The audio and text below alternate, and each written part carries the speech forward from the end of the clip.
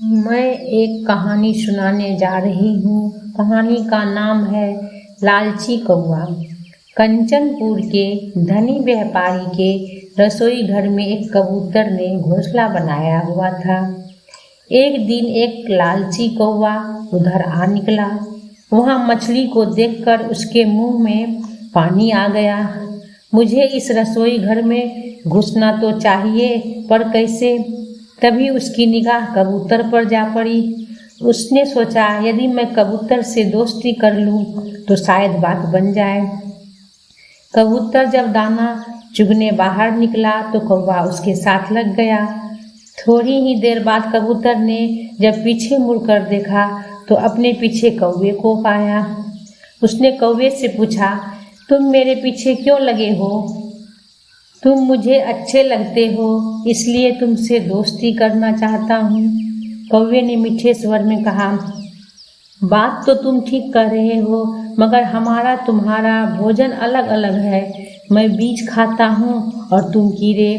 कबूतर ने कहा, कोई बात नहीं, हम इकट्ठे रह लेंगे। कौवे ने चापलूसी की। शाम को दोनों पेट भरकर वापस आए। व्यापारी ने कबूतर के साथ कौवे को भी देखा तो सोचा कि शायद यह कबूतर का मित्र होगा। उसने दूसरा घोंसला रसोई में कौवे के लिए लगा दिया। एक दिन व्यापारी ने रसोइया से कहा, आज कुछ मेहमान आ रहे हैं, उनके लिए स्वादिष्ट मछलियाँ बनाना। कौवा यह सब बातें सुन रहा था।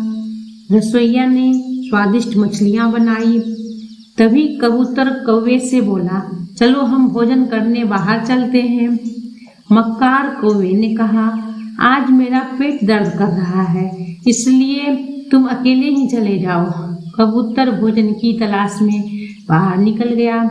उधर कौवा रसोइया के बाहर निकलने का इंतजार कर रहा था। जैसे ही रसोइया बाहर निकला, कौवा तुरंत रसोई की ओर झपटा और मछली का टुकड़ा मुंह में भरकर अपने घोंसले में जा बैठा और खाने लगा। रसोइया को जब रसोई में खटपट की आवाज सुनाई दी तो वह वापस रसोई की ओर लपका। उसने देखा कौवा अपने घोंसले में बैठा मछली का टुकड़ा मजे से खा रहा है। रसोइया को बहुत गुस्सा आया और उसने कौवे की गर्दन पकड़कर मरोड़ दी। शाम को जब कबूतर दाना चुग कर आया तो उसने कौवे का हश्र देखा।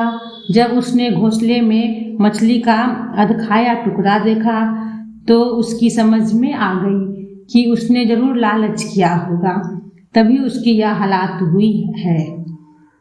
हमें इस कहानी से यही शिक्षा मिलती है, लालच के वशीभूत होकर प्राणों को संकट में डालने वाले से बड़ा मूर्ख और कोई नहीं।